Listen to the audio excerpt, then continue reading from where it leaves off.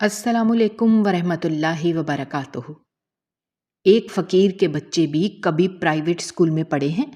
Principal نے نفرت سے ایڈمیشن فارم زمین پر پھینک کر چیخ کر کہا تھا، اور ننھی فاطمہ ڈر کے باپ سے لپٹ گئی تھی۔ وہ لوگ جھگیوں میں رہتے تھے۔ گلفام اور اس کی بیوی نوری کو اللہ نے شادی کے 7 سال بعد اولاد دی تھی۔ بچی کی پیدائش کے موقع پر نوری فوت ہو گئی اور گلفام کی پوری دنیا فاطمہ بن گئی۔ وہ اپنی بیٹی کو پڑھا لکھا کر قابل بنانا چاہتا تھا، مگر کوئی بھی اسکول فاطمہ کو داخلہ نہیں دے رہا تھا۔ گلفام روتا ہوا بیٹی کا ہاتھ پکڑ کر اسکول سے نکل گیا، اور پھر 25 سال بعد شہر میں ایک نئی ڈاکٹر کے چرچے ہونے لگے، جو اور کوئی نہیں بلکہ فاطمہ بیٹا جلدی اٹھ، میرا پتر آج داخلے کے لیے جانا ہے۔ کلثوم باجی نے بتایا ہے کہ جو سڑک کے پاس اسکول ہے نا، وہ بہت اچھا ہے اور وہ لوگ ضرور تجھے داخلہ دے دیں گے۔ گلفام نے اپنی بیٹی کو نیند سے جگاتے ہوئے بڑے پیار سے کہا۔ معصوم سی فاطمہ اپنی بوری آنکھوں کو ملتے ہوئے فوراً ہی اٹھ بیٹھی۔ جب سے بابا نے بتایا تھا کہ وہ اس کا داخلہ اسکول میں کروا دیں گے اور وہ پڑھ لکھ کر بڑی افسرنی بن جائے گی، اور پھر وہ بالکل کلثوم باجی کی طرح بڑی سی گاڑی میں بیٹھ کر گھوما کرے گی، اور پھر اس بستی کے غریب بچوں کو ہر ہفتے چیزیں بھی بانٹا کرے گی۔ کلثوم ایک سوشل ورکر تھی جو یونیسیف کے پروگرام کے تحت اس بستی میں مختلف ٹیموں کے ساتھ آتی رہتی تھی، اور اسی کے سمجھانے پر گلفام اپنی بیٹی کو پڑھانے پر رضامند ہوا تھا، ورنہ اب تک اس فقیروں کی بستی کا کوئی بھی شخص اپنی کسی بھی اولاد کو پڑھانے لکھانے کے بارے میں نہیں سوچتا تھا، اور سوچتا بھی کیسے؟ وہ لوگ بڑے غریب سے تھے اور چھوٹے موٹے کام کرتے تھے، اور ان کی عورتیں کبھی کوئی کام کر لیتی تھیں یا پھر بچوں کے کھلونے بیچ کر اپنا گزر بسر کرتی تھیں۔ فاطمہ خود بھی اپنے باپ کے ساتھ کھلونے بیچنے جاتی تھی، اور اس کا بابا اپنی بندریا کا ناچ دکھانے مختلف بازاروں اور محلوں میں جاتا تھا۔ مگر جیسے جیسے ترقی یافتہ دور آتا جا رہا تھا، اب بچے بھی بندر کا تماشے میں کوئی دلچسپی نہیں لیتے تھے، لیکن ان لوگوں کے لیے بندر بھی ان کے گھر کا ایک فرد ہی تھا، اور جیسے فاطمہ کے ناز نخرے اٹھا کر اس کا بابا اسے پال رہا تھا، ویسے ہی وہ اپنی اولاد کی طرح بندر کے بھی لاڈ پورے کرتا تھا۔ اس کی بیوی نوری فاطمہ کو پیدا کرتے وقت ہی اللہ کو پیاری ہو گئی تھی۔ بستی میں موجود ان کے رشتہ داروں نے بڑا اصرار کیا کہ تم ابھی جوان ہو اور بچی بالکل چھوٹی ہے، دوسری شادی کر لو، لیکن اس نے ہمیشہ دوسری شادی سے انکار کیا، کیونکہ وہ نہیں چاہتا تھا کہ اس کی بیٹی ستیلی ماں کے کسی ظلم و ستم کا شکار ہو جائے، کیونکہ اس کے سامنے ایسی بے شمار مثالیں تھیں۔ وہ اپنی مرحومہ بیوی سے کیے گئے اپنے وعدے کو پورا کرنا چاہتا تھا جو اس نے جاتے سمے لیا تھا، کہ وہ اس کی اولاد کا بے حد خیال رکھے گا۔ فاطمہ کے منہ ہاتھ دھو کر اس نے پیٹی میں رکھا ہوا اس کا عید کا جوڑا نکال کر اسے پہنایا۔ اپنی طرف سے وہ اپنی بیٹی کو بالکل کسی شہزادی کی طرح بنا سنوار کر رکھتا تھا، لیکن مہذب دنیا کے لوگوں کے لیے یہ بیچارے فقیر کے فقیر ہی کہلائے جاتے تھے۔ اس نے اس سے پہلے بھی کئی اسکولوں میں اپنی بچی کے داخلے کی کوشش کی تھی، لیکن سب نے ہی اس سے معذرت کر لی تھی، حالانکہ اس نے ایک اچھی خاصی رقم جمع کر رکھی تھی۔ جب کلثوم باجی نے اسے بتایا کہ داخلہ کی فیس، یونیفارم اور کورس کا خرچہ اچھا خاصا بن جائے گا، اس اسکول کی کلثوم باجی نے بڑی تعریف کی تھی اور کہا تھا کہ یہاں پر اور بھی غریب بچوں کو داخلہ دیا گیا ہے، اس لیے بھی اپنی معصوم بیٹی کا ہاتھ پکڑ کر بڑی امید لے کر اسکول پہنچا۔ لیکن جیسے ہی اس نے گارڈ سے اندر جانے کی اجازت مانگی تو گارڈ نے بڑی حقارت کے ساتھ اسے دھتکار کر کہا، یہ اسکول ہے، کوئی بھیک مانگنے کی جگہ نہیں، جاؤ چلے جاؤ یہاں سے۔ فاطمہ نے غصے سے گارڈ کی طرف دیکھا اور پھر زور سے کہا، ہم کوئی بھیک مانگنے والے نہیں ہیں، میرے بابا میرا داخلہ کروانے آئے ہیں، میں بھی اب اسی اسکول میں پڑھا کروں گی۔ گلفام نے اپنی بیٹی کا ہاتھ پکڑ کر اسے پیچھے کھینچا اور پھر بڑی عاجزی سے گارڈ سے کہنے لگا، بھائی مجھے پرنسپل سے ملوا دو، میں یہاں پر خود نہیں آیا بلکہ مجھے کلثوم باجی نے بھیجا ہے، وہ جو یونیسیف والوں کی ٹیم کی انچارج ہیں۔ گارڈ تھوڑا پریشان نظر آنے لگا اور پھر کچھ سوچ کر اسے اندر جانے دیا، کیونکہ کلثوم اکثر اس اسکول میں آتی رہتی تھی، بہت سے یتیم بچوں کا داخلہ کروانے کے سلسلے میں۔ گارڈ نے پیون سے کہہ کر ان باپ بیٹی کو اندر بھجوایا اور جب فاطمہ اسکول کے اندر داخل ہوئی تو لان میں لگے جھولے دیکھ کر خوشی سے تالیاں بجانے لگی اور زور زور سے اپنے بابا کو کہنے لگی، بابا میں اسی اسکول میں پڑھوں گی، دیکھو دیکھو یہاں بہت سے جھولے بھی لگے ہوئے ہیں۔ گلفام نے اپنی بیٹی کو تھوڑا سختی سے گھورتے ہوئے چپ رہنے کا اشارہ کیا۔ وہ گارڈ کی باتیں سن کر پہلے ہی کچھ پریشان سا ہو گیا تھا، لیکن ایک امید بھی تھی، فاطمہ کا داخلہ یہاں پر ہو جائے گا۔ جب وہ پرنسپل کے دفتر میں داخل ہوا تو وہ اس وقت کسی فائل پر جھکے ہوئے تھے۔ پیون نے جا کر بتایا کہ یہ اپنی بچی کے داخلے کے سلسلے میں آئے ہیں تو وہ ایک دم چونک گئے۔ گلفام نے بڑی عاجزی کے ساتھ جھک کر ان سے ہاتھ ملانا چاہا تو انہوں نے ہاتھ کے اشارے سے منع کر دیا۔ فاطمہ جب تک کرسی پر بیٹھ چکی تھی، لیکن گلفام کھڑے کا کھڑا تھا۔ کلثوم نے یہاں سے داخلہ فارم لے جا کر خود ہی بھر رکھا تھا اور اس پر ہی فاطمہ کی فوٹو وغیرہ بھی لگا رکھے تھے۔ گلفام نے بڑے ادب سے کہا، سر میں یہاں اپنی بچی کے داخلے کے سلسلے میں آیا ہوں۔ یہ سنتے ہی پرنسپل کے چہرے پر طنزیہ ہنسی آ گئی۔ اس نے سر سے پیر تک گھور کر اس کا حلیہ دیکھا، بنا استری کیے دھلے ہوئے کپڑے، دھوپ میں جھلسی ہوئی رنگت اور ہاتھوں پر زخموں کے نشان۔ گلفام کے چہرے کی طرف غور سے دیکھ کر پرنسپل واصف احمد چونک گئے اور کہنے لگے، تم وہی ہو نا جو بندر کا تماشا دکھاتے ہو؟ تمہاری ہمت کیسے ہوئی تم اس اسکول میں آ گئے؟ یہ اسکول تم جیسے فقیروں کے لیے کھول رکھا ہے میں نے، اور تم سے کس نے کہہ دیا کہ یہاں پر تم جیسے لوگوں کے بچے بھی پڑھتے ہیں؟ اگر دوسرے بچوں کے والدین کو پتہ لگا تو وہ اپنے بچوں کو یہاں سے لے جائیں گے۔ چلو جاؤ یہاں سے، کوئی داخلہ شاخلہ نہیں ملنا۔ اور یہ داخلہ فارم تمہیں کس نے لے جا کر دے دیا؟ بھلا کبھی فقیروں کے بچے بھی پرائیویٹ اسکولوں میں پڑھے ہیں؟ پرنسپل واصف احمد نے میز پر رکھے ہوئے داخلہ فارم کو دیکھا اور پھر فاطمہ کی لگی تصویروں اور فاطمہ کی طرف دیکھا اور پھر غصے سے فارم اٹھا کر زمین پر پھینک دیا۔ وہ اس وقت اتنے غصے میں تھا کہ اسے دیکھ کر ننھی فاطمہ ڈر کر اپنے باپ گلفام سے لپٹ گئی۔ شدید شرمندگی اور ذلت کے احساس نے گلفام کو گھیر لیا تھا۔ اس نے جھک کر نیچے پڑے ہوئے داخلہ فارم کو اٹھایا، کیونکہ اس پر اس کی ننھی شہزادی کی تصویریں لگی ہوئی تھیں۔ بے بسی کی نظر کے ساتھ پرنسپل کی طرف دیکھا اور فاطمہ کا ہاتھ پکڑ کر اسکول سے باہر نکل گیا۔ فاطمہ بھی خاموش ہو گئی تھی۔ وہ اپنے باپ کے چہرے کو دیکھ رہی تھی جہاں پہ آنسو بہہ رہے تھے۔ اس کو لگا شاید بابا اس کی وجہ سے رو رہے ہیں۔ اس نے گلفام کا ہاتھ پکڑ کر کھینچتے ہوئے کہا، بابا رو مت، میں دوبارہ کبھی آپ سے اسکول جانے کی بات نہیں کروں گی۔ گلفام بنا جواب دیے چلتا جا رہا تھا۔ وہ سیدھا نوری کی قبر پر پہنچا تھا۔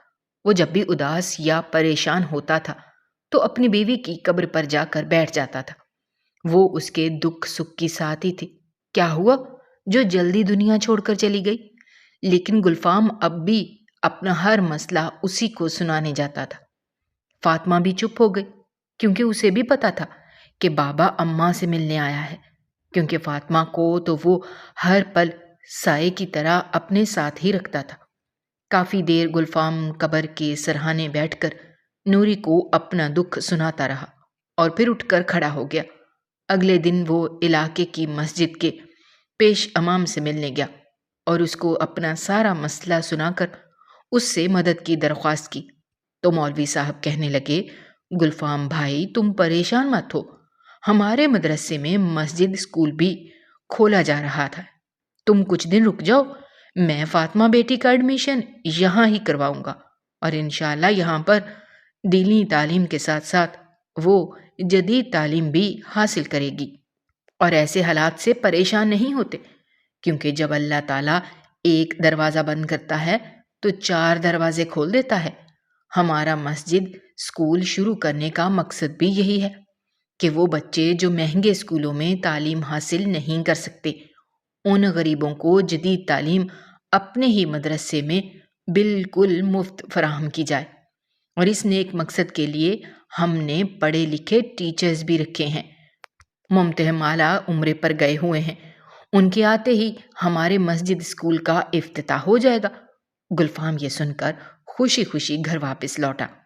اس سے بڑی بات کیا ہو سکتی تھی کہ فاطمہ اسکول کی تعلیم کے ساتھ ساتھ دین کی تعلیم بھی حاصل کر لے گی۔ کچھ روز بعد جب ممتحن صاحب عمرے سے واپس لوٹے تو مسجد اسکول کا باقاعدہ افتتاح کیا گیا اور علاقے کے بہت سے غریب بچے جو پرائیویٹ اسکولوں میں تعلیم حاصل نہیں کر سکتے تھے، ان کے والدین کو بتایا گیا کہ یہاں پر بچوں کو جدید تعلیم دی جائے گی۔ جو لوگ یونیفارم لینا افورڈ نہیں کر سکتے وہ بچوں کو یونیفارم میں اسکول بھیجیں، باقی بچے گھر کے عام کپڑوں میں بھی اسکول آ سکتے ہیں، اور یوں فاطمہ کا ایڈمیشن بھی ہو گیا۔ لڑکیوں کے لیے خواتین ٹیچرز رکھی گئی تھیں اور لڑکوں کے لیے الگ انتظام تھا۔ یوں بہت سے غریب لوگوں کا بھلا ہو گیا۔ فاطمہ پڑھائی میں بہت تیز تھی، وہ بہت جلدی چیزیں یاد کرتی تھی اور اسی وجہ سے اس نے صرف 1.5 سال کے عرصے میں قرآن پاک کی تعلیم مکمل کر لی۔ گلفام بہت خوش تھا، وہ پہلے بھی باقی لوگوں سے کافی صاف ستھرا رہتا تھا، اور اب اس کی بچی اسے ہر روز صفائی نصف ایمان ہے کے بارے میں مختلف حدیثیں اور باتیں بتاتی تو وہ بڑا خوش ہوتا اور خود کو مزید بہتر سے بہتر بناتا گیا۔ دیکھتے ہی دیکھتے فاطمہ 12 سال کی ہو گئی۔ اس وقت وہ 7ویں کلاس میں پڑھ رہی تھی۔ اب وہ شام کے وقت جھگی بستی کے دوسرے بچوں کو اکٹھا کر کے ان کو بھی پڑھانے کی کوشش کرتی رہتی۔ کچھ لوگ تو اس بات سے ناراض ہو جاتے اور کچھ لوگ یہ دیکھ کر خوش ہوتے۔ تقریباً 15 بچوں کو فاطمہ ٹیوشن پڑھا رہی تھی۔ گلفام اب چھوٹی موٹی مزدوریاں تلاش کر کے کام بھی کرتا تھا، کیونکہ فاطمہ صبح سے دوپہر تک تو اسکول میں ہوتی تھی، پھر گھر آتی وہ تھوڑا بہت گھر کا کام بھی کرنے لگ گئی تھی۔ ان کی جھونپڑی باقی جھونپڑیوں کی نسبت بہت صاف ستھری اور سلیقے سے سجی رہتی تھی۔ گلفام نے اپنی بیٹی کے پڑھنے کے لیے ایک کرسی اور ٹیبل بھی لا کر رکھ دیا تھا۔ مسجد اسکول میں میٹرک تک تعلیم تھی۔ گلفام خود بھی اب بیٹی سے دینی تعلیم حاصل کر رہا تھا۔ امام صاحب نے بھی اس کو کہا تھا کہ اسے نماز کی جتنی بھی سمجھ بوجھ آ گئی ہے وہ جماعت کے ساتھ نماز پڑھنے کی کوشش کرے، بے شک اللہ قبول کرنے والا ہے۔ دونوں باپ بیٹوں کی زندگی میں بڑا سکون اور ٹھہراؤ پیدا ہو گیا تھا۔ جب بھی کوئی فاطمہ کی ذہانت کی تعریف کرتا تو گلفام کا چہرہ خوشی سے چمک اٹھتا تھا۔ میٹرک کے امتحان سر پر تھے اور اب فاطمہ دل لگا کر پڑھائی کر رہی تھی۔ ٹیچرز اس کا بڑا حوصلہ بڑھاتی تھیں، وہ تھی بھی بڑی پیاری، ذرا سی دیر میں ہی سامنے والے کا دل مٹھی میں کر لیتی تھی۔ میٹرک کے امتحان ہوئے تو گلفام نے کبھی خواب میں بھی نہیں سوچا تھا کہ اس کی بیٹی بورڈ میں پوزیشن حاصل کر لے گی۔ جب فاطمہ کی ٹیچر نے فاطمہ کا رزلٹ چیک کیا تو وہ لوگ بھی خوشی سے نہال ہو گئے، اور جب انہوں نے فاطمہ کو بتایا تو اس کی آنکھوں میں خوشی کے آنسو آ گئے۔ جب گلفام کو یہ بات پتہ چلی کافی دیر تو وہ یقین ہی نہیں کر پایا اور پھر خوشی سے جھومنے لگا۔ فاطمہ رات کو سو گئی لیکن گلفام جاگتا رہا۔ اس نے اپنی بیٹی کے حوالے سے جو سپنا دیکھا تھا کیا وہ پورا ہو سکتا ہے، یہ سوچ اس کے ذہن کو جکڑے ہوئے تھی۔ اب اس کا داخلہ کالج میں کروانا تھا۔ اس کے لیے گلفام نے کافی بچت جمع کر کے رکھی ہوئی تھی۔ وہ اللہ پاک سے دعا کرتے ہوئے سو گیا۔ اگلے روز وہ امام صاحب سے ملا۔ ممتحن اعلیٰ بھی وہیں بیٹھے ہوئے تھے۔ انہوں نے گلفام کو مبارکباد دی اور اسے بتایا کہ فاطمہ کا داخلہ وہ خود اس کے ساتھ جا کر کالج میں کروائیں گے۔ جب یہ خبر گردش ہونے لگی کہ ایک جھونپڑی میں رہنے والی لڑکی نے میٹرک کے امتحانات میں پوزیشن لی ہے، تو مختلف لوگوں نے ان سے رابطہ کرنے کی کوشش کی تاکہ وہ فاطمہ اور اس کے باپ کا انٹرویو کر سکیں، لیکن فاطمہ نے انکار کر دیا۔ امام صاحب کی اپنی بیٹی بھی فاطمہ کی کلاس فیلو ہوئی تھی اور وہ بھی کالج میں ایڈمیشن لے رہی تھی، اس لیے آنے جانے کا مسئلہ بھی حل ہو گیا۔ فاطمہ کی محنت کو دیکھتے ہوئے اس کے مدرسے کی ٹیچرز نے شام کے وقت میں اسے ٹیوشن پڑھانے کے لیے مدرسے میں ہی بلا لیا۔ اب فاطمہ کالج سے واپسی پر کھانا کھا کر مدرسے چلی جاتی تھی۔ ان لوگوں کو امید تھی کہ انٹر کے امتحانات میں بھی فاطمہ کا رزلٹ بہترین آئے گا، اور ایسا ہی ہوا۔ کلثوم جیلانی بھی اب سینئر ہو چکی تھیں۔ دیکھتے ہی دیکھتے فاطمہ نے انٹر کے امتحانات میں بھی پوزیشن حاصل کی، اور اب اس کا ڈاکٹر بننے کا خواب اس سے کچھ ہی فاصلے پر تھا، مگر یہ راستہ بہت طویل، دشوار اور کٹھن نظر آ رہا تھا۔ فاطمہ ایک سمجھدار لڑکی تھی، سمجھتی تھی کہ اس کا باپ اس کی میڈیکل کی تعلیم کے بھاری اخراجات نہیں اٹھا سکتا۔ اس وجہ سے اس نے کبھی اپنی زبان سے اپنی سفارش کا اظہار باپ کے سامنے نہیں کیا تھا، لیکن اس کی دلی خواہش تھی کہ وہ پڑھ لکھ کر ڈاکٹر بن جائے۔ بستی کے لوگوں نے فاطمہ کی خوشی میں خوب ڈھول بجا کر اور مٹھائیاں بانٹ کر ایک دوسرے کا منہ میٹھا کروایا۔ جو بھی یہ سنتا کہ فقیروں کی لڑکی نے بورڈ میں پوزیشن حاصل کر لی ہے، اس کا منہ حیرت سے کھلے کا کھلا رہ جاتا۔ جہاں پر پرنسپل واصف احمد جیسے تعصبی لوگ رہتے ہیں، وہیں پر فاطمہ جیسے ذہین اور محنتی بچے بچیاں ایک بہترین مثال ہیں۔ گلفام نے اپنی پوری عمر کی جمع پونجی اکٹھی کی اور بیٹی کے سامنے رکھ دی، جو اس وقت 4 لاکھ کے قریب تھے، اور کہنے لگا، میری بچی، میں اور محنت کروں گا تاکہ تمہاری ڈاکٹری کے خرچے ضروریات کو پورا کر سکوں۔ یہ سن کر فاطمہ رو پڑی۔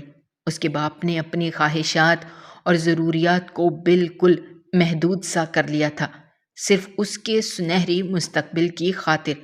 بستی کے لوگوں کو جب معلوم ہوا کہ گلفام اپنی بیٹی کو ڈاکٹر بنانا چاہتا ہے، تو جس گھر میں جتنے بھی روپے جمع تھے، انہوں نے سب لا کر فاطمہ کے باپ کے سامنے ڈھیر لگا دیا۔ یہاں تک کہ بوڑھی عورتوں نے اپنے کانوں میں پڑی ہوئی سونے کی بالیاں بھی اتار کر گلفام کے ہاتھ پر رکھ دیں۔ گلفام حیرت سے ان لوگوں کے چہرے کو دیکھ رہا تھا۔ جھونپڑیوں میں رہنے والے فقیروں کے دل اتنے امیر تھے، اس کا تو انہیں اندازہ ہی نہیں تھا۔ بستی کا نمبردار خوشی محمد کہنے لگا، گلفام، یہ صرف تیری بیٹی نہیں ہے، بلکہ ہم سب کی بیٹی ہے، اور ہم سب مل کر اپنی بیٹی کو ڈاکٹر بنائیں گے۔ بستی میں جیسے جشن کا ماحول تھا۔ امام صاحب اور ممتحن صاحب بھی مبارکباد دینے کے لیے ان کی جھونپڑی میں آئے تھے۔ ان لوگوں نے بھی اپنی طرف سے اس کام کے لیے ایک معقول رقم گلفام کے حوالے کی تھی۔ گلفام یہ دیکھ کر خوشی سے نہال تھا کہ جب اللہ پاک کسی کے لیے کوئی راستہ نکالتا ہے تو کس طرح ایک کے بعد ایک دروازہ کھولتا چلا جاتا ہے۔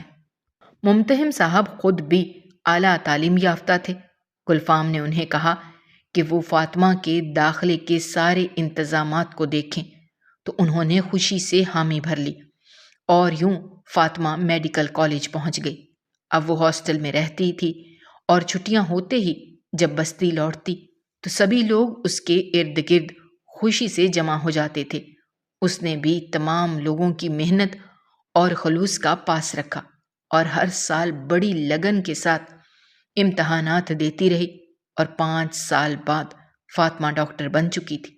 2 سال کی ہاؤس جاب کے بعد جب اس سے سوال کیا گیا کہ وہ سرکاری نوکری کرنا چاہے گی یا پرائیویٹ، تو اس نے بڑا سوچ سمجھ کر جواب دیا کہ وہ پرائیویٹ نوکری کرے گی، کیونکہ وہ نہیں چاہتی تھی کہ جن لوگوں نے اس کی تعلیم کے لیے اتنا ساتھ دیا وہ ان لوگوں کو چھوڑ کر کسی دوسرے شہر میں جا کر نوکری کرے۔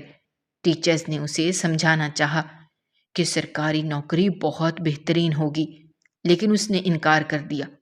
وہ پرائیویٹ ہاسپٹل میں جاب کرنے لگی اور پھر اپنی بستی میں غریب لوگوں کے لیے بھی کام کرتی۔ بستی کے لوگوں نے ہی مل کر اس کے لیے چھوٹے سے کلینک کا بھی بندوبست کر دیا تھا۔ اللہ پاک نے فاطمہ کے ہاتھ میں بہت شفا رکھی تھی۔ یہ خبر میڈیا سے بھی زیادہ عرصہ چھپی نہیں رہی کہ فقیروں کی بستی میں رہنے والی غریب فاطمہ ڈاکٹر بن کر اپنی بستی کے لوگوں کا مفت علاج بھی کرتی ہے اور پرائیویٹ ہاسپٹل میں بھی جاب کر رہی ہے۔ مختلف ٹی وی چینلوں اور اخباری نمائندوں نے جب فاطمہ سے رابطہ کرنے کی کوشش کی تو اس نے اپنے بابا کو بتایا، اور بابا نے بستی والوں سے پوچھا تو سبھی لوگ کہنے لگے کہ ہمیں خوشی ہوگی اگر وہ لوگ ہماری فاطمہ کا انٹرویو کرنا چاہتے ہیں تو۔ فاطمہ نے جب نمائندوں کو انٹرویو دیا تو یہ بات پورے ملک میں پھیل گئی۔ اخبارات میں فاطمہ کی تصاویر بھی شائع ہوئیں اور اس کی کہانی بھی۔ کلثوم جیلانی جو اب ریٹائرمنٹ کی زندگی گزار رہی تھی، جب اس نے اخبار میں فاطمہ کی تصویر کے ساتھ اس کا انٹرویو دیکھا تو وہ بھی مسکرائی۔ بے شک اگر انسان محنت کرے تو تقدیر اس کے لیے خود ہی راستے بناتی چلی جاتی ہے۔ فاطمہ اپنے ہر انٹرویو میں اپنے اساتذہ اور ان تمام لوگوں کا نام لے کر خصوصی ذکر کرتی تھی جس نے بھی اس کے تعلیمی سلسلے میں مدد کی، اور وہ کہتی کہ یہ صرف میری کامیابی نہیں ہے بلکہ مجھ سے جڑے تمام لوگ اس کامیابی کے مبارکباد کے حقدار ہیں۔ ایک روز فاطمہ ہاسپٹل میں نائٹ ڈیوٹی کر رہی تھی کہ ایک نوجوان اپنے والد کے ساتھ ایمرجنسی میں پہنچا۔ اس کے والد کا شدید ایکسیڈنٹ ہوا تھا اور ان کی حالت بہت خراب تھی۔ او نیگیٹو بلڈ گروپ کی انتہائی شدید ضرورت تھی۔ بیٹے کا گروپ بھی باپ سے میچ نہیں کر رہا تھا۔ فاطمہ اس بوڑھے شخص کے چہرے کو دیکھ کر کچھ چونک گئی، اور جب اس کے بیٹے نے اپنے والد کا نام فارم میں فل کیا تو فاطمہ کو فوراً یاد آ گیا کہ یہ تو وہی واصف احمد ہیں جنہوں نے اسے اپنے اسکول میں ایڈمیشن دینا بھی پسند نہیں کیا تھا۔ فاطمہ کے ہاتھ کچھ دیر کو لرزے اور پھر اس نے دل کو مضبوط کر لیا۔ سینئر ڈاکٹر کے پہنچنے تک وہ بلڈ کا انتظام کرنے کا کہہ کر وہاں سے چلی گئی۔ فوری آپریشن کی ضرورت تھی اور بلڈ کا انتظام نہیں ہو رہا تھا۔ نوجوان کا نام عمر تھا۔ وہ اپنے سبھی دوستوں کو کال کر رہا تھا لیکن رابطہ نہیں ہو پا رہا تھا کیونکہ اس وقت رات کے 2 بج رہے تھے۔ ایک بار تو فاطمہ کا دل چاہا کہ وہ اس کٹور دل انسان کی کوئی مدد نہ کرے، لیکن پھر اس کی نرم دلی نے اسے اس بات کی اجازت نہیں دی اور وہ نوجوان سے جا کر کہنے لگی، آپ زیادہ پریشان نہ ہوں، میرا اور میرے بابا کا گروپ او نیگیٹو ہے۔ آپ ایسا کریں کہ کسی کو بھیج کر میرے بابا کو بلوا دیں اور تب تک میں آپ کے والد کے لیے بلڈ دے سکتی ہوں۔ عمر کے ساتھ کوئی دوسرا موجود نہیں تھا، اس لیے وہ خود ہی فاطمہ کے بابا کو لینے کے لیے چل دیا۔ لیکن جب فاطمہ نے اسے بتایا کہ فقیروں کی بستی جانا ہے تو وہ چونک کر فاطمہ کے چہرے کی طرف دیکھنے لگا۔ فاطمہ کا چہرہ بے تاثر تھا۔ بتائے گئے پتے پر پہنچا تو وہاں پر ایک معمولی سا مکان بنا ہوا تھا جس کے سامنے ہی ایک چھوٹا سا کلینک بھی بنا ہوا تھا۔ دروازہ بجا کر جب عمر نے نکلنے والے بزرگ کو سلام کیا تو وہ پہلے ہی کہنے لگے، بیٹا جلدی کرو، مجھے فاطمہ نے سب بتا دیا ہے، کہیں زیادہ ایمرجنسی نہ ہو جائے۔ اور یوں گلفام عمر کے ساتھ ہاسپٹل پہنچ گیا۔ سینئر ڈاکٹر پہنچ کر سرجری شروع کر چکے تھے۔ سر کے پچھلے حصے میں خاصا گہرا زخم تھا۔ گاڑی بہت شدید انداز میں الٹ گئی تھی اور پھر وہ سڑک پر جا گرے تھے۔ لیٹ نائٹ کسی پارٹی سے واپسی پر یہ ایکسیڈنٹ ہوا تھا جب کسی نے عمر کو کال کر کے بتایا کہ اس کے والد کا بہت شدید ایکسیڈنٹ ہو چکا ہے تو وہ فوراً وہاں پہنچ کر انہیں ہاسپٹل لایا تھا۔ آپریشن کامیاب رہا۔ عمر بار بار گلفام اور فاطمہ کا شکریہ ادا کر رہا تھا، لیکن دونوں ہی خاموش تھے۔ صبح ہوتے ہی فاطمہ اپنے بابا کو لے کر چلی گئی۔ عمر کے دل میں رات سے عجیب و غریب سے خیال پیدا ہو رہے تھے کہ ڈاکٹر فاطمہ اس جھونپڑی میں رہتی ہیں۔ صبح ہوتے ہی اس کا بڑا بھائی اور والدہ بھی ہاسپٹل پہنچ گئے تھے۔ 3 روز تک واصف احمد کو انتہائی نگہداشت کے وارڈ میں رکھنا تھا، کیونکہ فی الحال ان کی حالت خطرے سے باہر نہیں تھی۔ عمر کو وہ لڑکی بہت ہی پسند آ گئی تھی۔ اس نے کئی بار بہانے سے نرس سے پوچھا کہ ڈاکٹر فاطمہ کب تک آ جائیں گی، کیونکہ شام کے 8 بج چکے تھے۔ تو نرس نے اسے بتایا کہ ڈاکٹر فاطمہ چھٹی لے کر چلی گئی ہیں، انہیں کوئی ضروری کام تھا۔ عمر کا دل بے چینی سے بھر گیا۔ 3 روز بعد فاطمہ واپس لوٹی تو واصف احمد کو روم میں شفٹ کیا جا چکا تھا۔ فاطمہ راؤنڈ لے کر واپس پلٹ رہی تھی کہ عمر نے بے چینی سے اسے پکارا، مس فاطمہ، میں آپ کا شکریہ ادا کرنا چاہتا ہوں اور میری والدہ کو آپ سے ملوانا چاہتا ہوں۔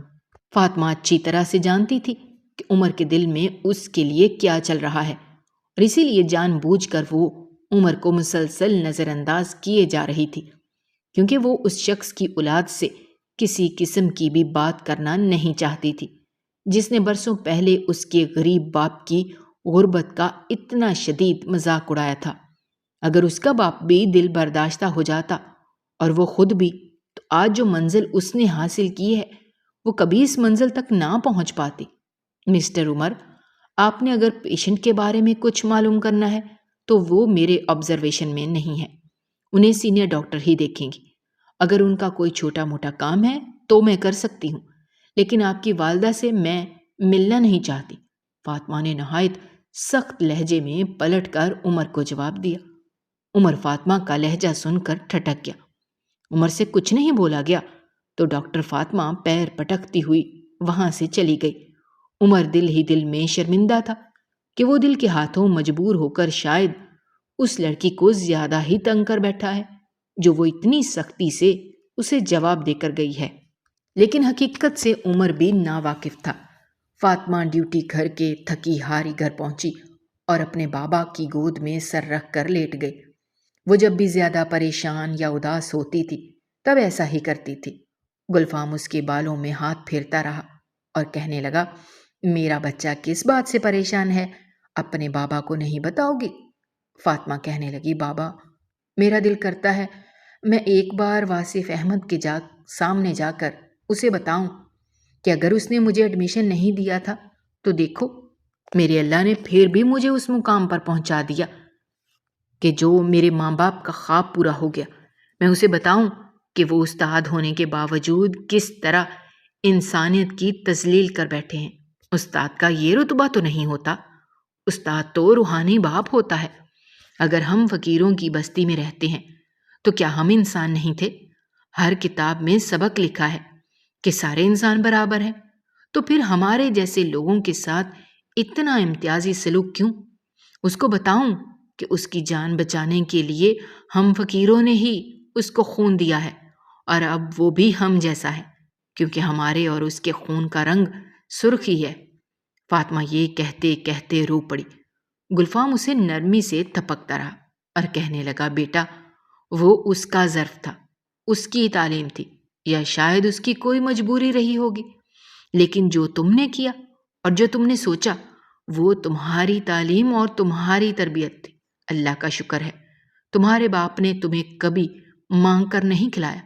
ہاں، تمہارا مستقبل سنوارنے کے لیے اس بستی کے لوگوں نے جب آگے بڑھ کر ہماری مدد کی تو میں نے انہیں اس لیے نہیں روکا کیونکہ کہیں وہ بھی یہ نہ سمجھیں کہ ہم انہیں خود سے کمتر سمجھتے ہیں۔ اور دیکھو، آج تمہارے ڈاکٹر بننے کی خوشی مجھ سے زیادہ تمہاری بستی کے لوگوں کو ہے، اور اللہ کا شکر ہے کہ اب اس بستی کے بچے چھوٹی چھوٹی معمولی بیماریوں سے بیمار ہو کر تڑپتے نہیں ہیں اور نہ ہی اپنی جان سے ہاتھ دھو بیٹھتے ہیں، بلکہ ان کی دہلیز پر ہی علاج میسر ہے۔ نہ ہی ہم لوگ کبھی انہیں چھوڑ کر کہیں جائیں گے۔ ہاں اگر تمہارا کسی اچھی جگہ رشتہ ہو گیا تو تم ایسا کرنا کہ ہر روز اپنے قیمتی وقت میں سے تھوڑا سا وقت نکال کر یہاں آتی رہنا۔ فاطمہ خاموشی سے بابا کی باتیں سن رہی تھی۔ وہ دل ہی دل میں سوچ رہی تھی کہ بابا، میں نے تو شادی کرنے کا کبھی سوچا بھی نہیں، میں ہمیشہ آپ کے ساتھ رہنا چاہتی ہوں۔ واصف احمد کافی جلدی کور کر رہے تھے اور چند روز میں ہی صحت یاب ہو کر اپنے گھر چلے گئے۔ ایک روز اچانک ان کی بستی میں ایک قیمتی گاڑی آ کر رکی۔ واصف احمد اور اس کی بیگم کے چہرے پر سخت غصے کے تاثرات تھے، لیکن عمر بالکل مطمئن تھا۔ واصف کی بیگم نے اپنی ساڑی کا بلو جھاڑ کر اس قدر مضبوطی کے ساتھ خود سے لپیٹا جیسے وہاں پر کوئی گندگی کا ڈھیر پڑا ہو، اور اپنے چہرے پر ہاتھ رکھ کر اس طرح سے منہ بنایا جیسے اسے بدبو محسوس ہو رہی ہو۔ فاطمہ اور اس کے والد گھر پر ہی موجود تھے۔ بیٹے کی ضد سے مجبور ہو کر وہ فاطمہ کا رشتہ مانگنے آ تو گئے تھے، لیکن وہ کبھی بھی فاطمہ کو اپنی بہو بنانے پر تیار نہیں تھے۔ جیسے ہی گلفام کمرے میں داخل ہوا، واصف احمد چونک کر اٹھ کھڑے ہوئے۔ تم وہی ہو نا جو بندر کا تماشا دکھاتے تھے؟ واصف احمد نے کانپتے ہوئے کہا۔ جی سر، میں وہی ہوں، بندر کا تماشا دکھانے والا، ایک غریب فقیر، گلفام نے مسکرا کر کہا۔ واصف احمد نے غصے سے بیٹے کی طرف دیکھ کر کہا، تو تم ہمیں فقیروں کے گھر لائے ہو رشتہ مانگنے؟ شرم نہیں آئی تمہیں؟ ایک دم کمرے میں داخل ہوتی فاطمہ نے کہا، سر کچھ سوچ سمجھ کر بولیے، آپ کی جان بچانے کے لیے انہی فقیر باپ بیٹی نے آپ کو اپنا خون دیا ہے۔ ایک طرح سے تو اب آپ بھی ہمارے جیسے ہی ہو گئے ہیں۔ آپ کا بیٹا شاید نہیں جانتا کہ میں وہی لڑکی ہوں جسے سالوں پہلے آپ نے اپنے اسکول میں ایڈمیشن بھی نہیں دیا تھا۔ آپ تو کیا اس رشتے سے انکار کریں گے؟ میں خود ایسے انسان سے شادی نہیں کر سکتی جو آپ جیسے انسان کا بیٹا ہو، جو اتنا تعلیم یافتہ ہو کر بھی آج تک وہی دقیانوسی سوچ لے کر جی رہا ہے۔ نہ جانے مجھ سمیت کتنے بچوں کی زندگی آپ نے برباد کی ہوگی، اور وہ لوگ شاید دوبارہ کبھی اسکول بھی گئے ہوں گے یا نہیں۔ آپ ایک استاد نہیں بلکہ اس پروفیشن کے اوپر ایک دھبا ہیں، نکل جائیں میرے گھر سے۔ فاطمہ نے غصے سے بھرے ہوئے لہجے میں کہا تو گلفام نے اس کا ہاتھ پکڑ کر مزید کچھ بھی کہنے سے باز رکھا۔ عمر کی نظروں میں بے یقینی تھی۔ وہ اپنے باپ کو ایسے دیکھ رہا تھا جیسے پہلی بار دیکھ رہا ہو، پھر تیزی سے گھر سے باہر نکل گیا۔ واصف اور اس کی بیگم بھی کمرے سے باہر چلے گئے۔ واصف بہت شرمندہ تھا۔ فاطمہ کے الفاظ نے اس کا ضمیر جھنجھوڑ کر جگا دیا تھا۔ اگر اس کی ایک ایک بات درست تھی، حد سے زیادہ بڑا ہوا غرور انسان کو یوں ہی ذلیل کرواتا ہے۔ عمر نے ماں باپ سے کوئی شکوہ نہیں کیا، لیکن چپ چاپ لندن چلا گیا۔ فاطمہ اور فاطمہ کی بستی کے لوگوں نے مل کر محنت کی اور بستی میں ہی ایک ڈسپینسری بنا لی۔ ذریعہ آمدن کے لیے فاطمہ نے پرائیویٹ جاب نہیں چھوڑی، لیکن اپنی بستی کے لوگوں کے لیے وہ ہر وقت میسر رہتی تھی۔ فاطمہ نے بھی شادی نہیں کی۔ گلفام اپنی بیٹی کو دیکھ کر ہر وقت اللہ سے یہی دعا کرتا ہے کہ یا اللہ میری بیٹی کو کبھی اکیلا مت چھوڑنا، اور جو شخص اس کے لائق ہو اسے اس تک پہنچا دینا۔ ناظرین، آپ کو ہماری آج کی یہ ویڈیو کیسی لگی؟ کمنٹ باکس میں اپنی رائے کا اظہار کر